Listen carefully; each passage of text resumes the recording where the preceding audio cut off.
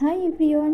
তো দেখো আজকে আমাদের বাড়ির কাছে এটা কী হয়েছে, এটা একটা অস্বাভাবিক ব্যাপার। তো আজই হচ্ছে জুলাইয়ের 31 তারিখ। তো আমি বাইরে এসেছিলাম আর এসেই দেখছি যে আকাশে এরকম একটা রেনবো মতো উঠে আছে। প্রথমে ভেবেছি তো রেনবোই উঠেছে, তারপরে দেখছি যে এরকম না, এটা সূর্যর পুরো মধ্যিখানে হয়ে চারিপাশটা শুধু গোল হয়ে আছে। আর দেখো কত সুন্দর লাগছে, এটা মানে অসাধারণ একটা প্রাকৃতিক দৃশ্য। তো তোমরা দেখো, মানে এতই সুন্দর লাগছে। আর মেঘগুলো পুরো এরকম হয়ে আছে না, এর থেকে আরও সুন্দর দেখতে লাগছে। দেখো এরকম তো আমি কাউকে কখনো দেখেছি বলে আমার মনে হয় না, আমি আগে দেখিনি, এটাই এই ফার্স্ট দেখছি। দেখো খালি কত দারুণ লাগছে এটা, খালি আমি তো এটা এই ফার্স্ট দেখলাম। আমি প্রথমে দেখি তো অবাক যে এটা কি এরকম, মানে এরকম হতে পারে, আমি কোনো আমার আশাই ছিল না।